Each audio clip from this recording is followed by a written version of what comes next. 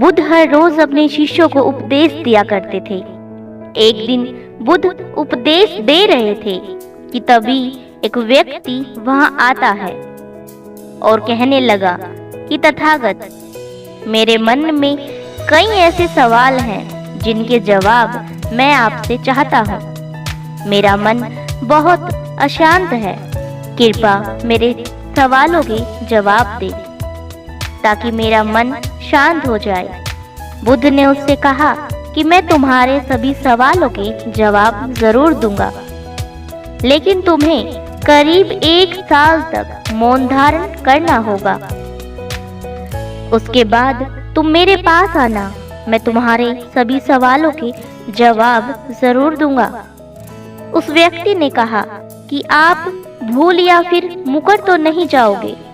बुद्ध ने कहा कि मैं अपनी बात का पक्का हूँ, तुम्हें सारे सवालों के जवाब दूंगा, लेकिन 1 साल बाद। बुद्ध की बात मानकर उस व्यक्ति ने मौन धारण कर लिया। धीरे धीरे वह मौन की वजह से उसका मन एकाग्र होने लगा, वह ध्यान में उतरने लगा। उसका मन भी शांत हो चुका था। उसके जो सवाल थे वो सब शांत हो चुके थे, यानी कि खत्म हो चुके थे। 1 साल बीत चुका था, समय पूरा हुआ।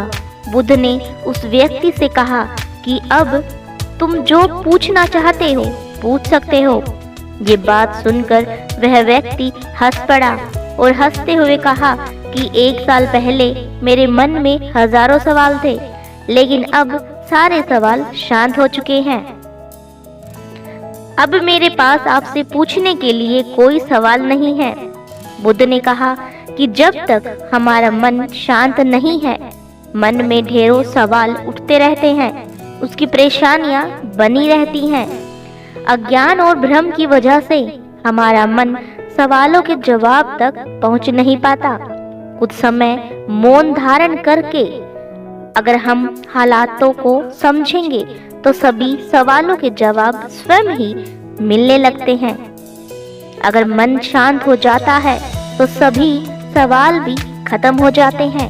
सारी चीजें हम आसानी से समझने लगते हैं और जीवन में सुख शांति मिल जाती है। अगर इस कहानी को सुनने के बाद आपके सवालों के जवाब आपको मिल चुके हैं तो प्लीज नए हैं तो चैनल को सब्सक्राइब करें। Thank you.